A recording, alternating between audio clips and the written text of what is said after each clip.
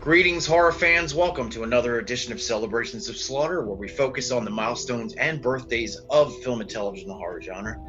I'm one of the co-hosts of Dungeon of Deadly Delights and VP of Digital Media at HorrorWeb, Rob DiLauro. Please like and share and subscribe on the HorrorWeb YouTube channel for more amazing, incredible content. We got another great one to talk about. It's a film that still makes waves in the horror genre, still considered one of the most terrifying films of all time, made many waves during the award season upon its release, and is still considered one of the greatest pieces of cinema ever made.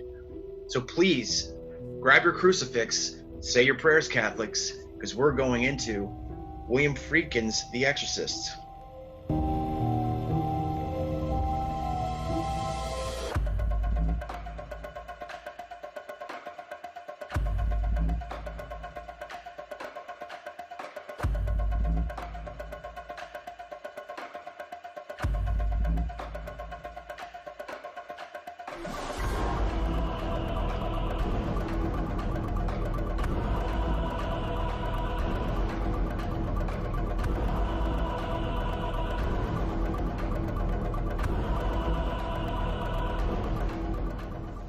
Of course, The Exorcist was written by the great William Peter Blatty, who went on many years later to direct The Exorcist 3, which I consider one of the more superior of the series, even though it's considered a cult classic.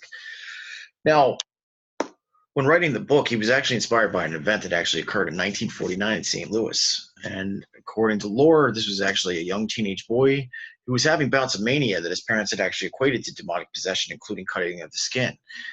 They had actually acquired help from St. Louis priest, and there was actually an exorcism that was sanctioned by the Catholic Church, only 3 that were in that particular time period. And of course, as time went on, paranormal skeptics, kind of blew all this out of the water, and they basically decreed that this young man could have done all these things himself. Now, that remains to be seen. The Friedkin's been kind of wishy-washy when it comes to the reality of the situation and what he actually knows. Supposedly, according to lore, he was actually able to look into documentations, diaries from the families, and he's kept a lot of that hush-hush. Of course, things were changed in the novel and also in the film, most important being that this young boy was actually turned into a young girl. Now, casting The Exorcist was a major feat in itself, considering that Friedkin and Blatty both wanted unknown actors for these roles. Hollywood icon Stacy Keach was actually signed on in the beginning of production to play young Father Karras. And studios wanted big heavies like Marlon Brando to step into the roles of Father Merrin, which is something that Friedkin did not want. And of course, there were other names thrown out there, including Jack Nicholson. And according to lore, Hollywood lore, Paul Newman actually wanted to also play the part of Father Karras as well. It was only when Friedkin had attended a play called That Championship Season that he met Jason Miller. And the thing that really intrigued him about Miller was that there was actually lapsed Catholicism in the story of the play. So he was talking to Miller about this project, and he actually gave him a copy of The Exorcist for him to take a look at. And it turned out that years later, that even when he never thought he was actually going to hear from Miller again, Miller came back and said, "This character is absolutely me." He spent 3 years actually training as a Jesuit priest in a college, and actually decided not to do it due to lack of faith. So this was a perfect role for him. So when casting the role of Father Merrin, of course, there was a lot of names that were thrown around, but Friedkin focused on Max von Sydow. And Max von Sydow, once reading the script, actually agreed to taking the role immediately. And the interesting thing is that a lot of people in our circle know is that Max von Sydow was a young man. And we'll get into the amazing special effects of Dick Smith in a little bit. When it comes to the role of Chris, Regan's mother, again, a bunch of Hollywood names tossed around in the blender. One of them being legendary Audrey Hepburn. Audrey wanted to take the part, but she wanted the production moved to Italy, which is something that Friedkin didn't want to do because he wouldn't be able to work with people that he felt comfortable working with, and of course it would hamper the budget. So she was out of the question. Shirley MacLaine was another choice. But she actually did a movie called The Haunting of Joe Delaney in 1971, so Friedkin didn't want her. Anne Bancroft was another one, but she was actually in the midst of being pregnant, and Friedkin couldn't have it because he needed to start production right away. And also the fact, which is kind of interesting, but he didn't want her to be playing in the realm of this subject matter being a new mother. He thought it would actually affect her. So, of course, the role went to Ellen Burstyn, simply because Ellen had said, just like Jason Miller, this part is me all the way. So Ellen Burstyn was cast, and they had their main cast except for the search for the young girl who would become probably one of the most iconic characters in horror. So there was a worldwide net put out in Hollywood, and there was a lot of names that were being tossed around, including the actress who played Violet Beauregard in Willy Wonka and the Chocolate Factory. And a lot of the parents had a problem with the subject matter of the movie, so they were never cast. And Friedkin was really looking for a young girl that could actually, like, not only fit the mold of the character, but be able to take on that levity and weight and horrificness of the actual story itself. So that's when a casting mother came in with her daughter Linda. And when meeting Linda Blair, the thing that really got Friedkin was the fact that she not only knew what The Exorcist was, she had read the book, and for a girl her age, she actually knew what masturbation was. And I guess that was a turning point in terms of the casting of the movie, because they knew that she could take on this major levity that is going to befall her in terms of, you know, filming this, you know, crazy wild film, and, you know, the fact that she wouldn't be traumatized by it. So Linda Blair was the perfect choice. When it comes to other components of The Exorcist and the demon Pazuzu, when Regan is possessed, there was actually other names that were cast, including Mercedes McCambridge, who was a very famous voice actor, to do the voice of the demon. Friedkin actually didn't want the young girl to be coming out or emanating from, you know, this young character. So Mercedes actually did the voice of Pazuzu. And another actress that was actually hired to do some of the more risque, insane things that Linda was too young to do. And her name was Eileen Dietz. And Eileen was an older actress that could play a young character. So Eileen would actually step in and do the things that Linda couldn't do. And there has been this opposition when it comes to, like, you know, who did more in terms of the character. Was it Eileen or was it Linda?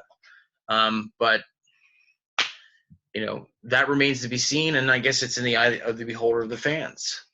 The filming was actually very intense, and Linda Blair actually was in a room that was technically a freezer. So when you see the breath coming from Regan and the rest of the characters, they really are in a cold storage room. They were poked and pulled and prodded. They were forced to scream. The old style techniques that Friedkin used could be seen as kind of abusive. But very, very effective. He got everything he needed from his actors in terms of their fear, in terms of their emotion, and of course, for the biggest moments that a lot of fans absolutely will remember for the end of time. Now, special effects in The Exorcist was also a unique situation with special effects master Dick Smith, who inspired a lot of makeup artists to go and do what they do in terms of their career. Now, Dick was actually hired for The Exorcist and he had the ability to do old age makeup. So when he actually made up Max von Sydow at the time was a 44-year-old man, made up to look 74. Dick Smith's techniques were so ahead of their time that everybody actually thought Sydow was an old man. They didn't know. He was very youthful and he had a young face. Dick Smith is a legend that will leave his stamp in this genre as long as it exists. Now, the score for The Exorcist was actually crafted by Lalo Schifrin, and Lalo's score was completely denied by Friedkin. And the only real music that they used for the film was Tubular Bells. And Friedkin had once said that if he could use synthesized bands like Tangerine Dream, he would have absolutely done it. When the film was released, the studios just had absolutely no faith in it due to the fact that there was no big names really in the production. And of course the subject matter. But when it was released, it was a massive phenomenon and something that I wish I had actually been alive for, because I'd never seen a film that caused this much mass hysteria, including puking and vomiting. There was rumors of death and people having babies, like, you know, in the aisles of the theater. It was horrifying to people. And the other interesting thing about it was that the studios didn't think that black audiences were going to be interested in the film until predominantly white areas had people from locations like South Central fill in the theaters. So they actually rebooked a lot of the theaters to expand the experience for many different types of moviegoers. It was a massive, massive hit that nobody's ever really seen before in terms of horror. And probably never will again. It was really like the Star Wars of horror films.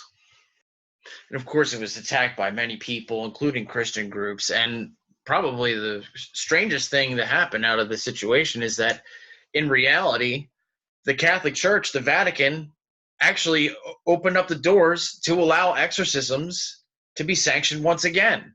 That's how terrified people were, especially Catholics. Catholics really had some serious deep dish issues after seeing this movie. As I said, people were fatigued. They were falling all over themselves. They were passing out. It was something to behold, for sure. And it held its box office title for decades. And only when 2017's The It adaptation came out was it knocked off the top spot. That's remarkable. Absolutely remarkable. It had that much staying power to be the #1 horror film of all time since the 70s. The Exorcist really broke down doors when it came to what people felt about horror, the impact that horror actually had in the film world, and of course, how it's seen today. Now, because of slashers and all these different things, through the years, of course, horror or the genre in itself was actually equated to porn for a very, very long time. But again, with the television renaissance, all these doors are being broken down once again, where horror is being seen as a natural storytelling. And it really honestly started with films like The Exorcist and Halloween. When it comes to acceptance, when it comes to critical appreciation, and of course, when it comes to award season. The Exorcist continues to be a fan favorite to this very day, and it's considered one of the greatest pieces of cinema of all time, without question. It simply has a legacy that includes a series of films, prequels, a television show, many spin-offs and knockoffs. The Exorcist is a masterpiece in every sense of the word. A lot of people still think it's one of the most horrifying movies still in 2019. And The Exorcist will possess audiences for many, many years to come. Guys, thank you so much for joining me for Celebrations of Slaughter. Please join me bi-weekly on the Dungeon of Deadly Delights with my host, Holly. And of course, like, share, and subscribe on the HorrorWeb YouTube channel. We have a lot more content coming up, including a podcast, and I'm going to be doing more celebrations. Thank you so much. Happy New Year, and I'll scare you later. Talk to you soon. Bye.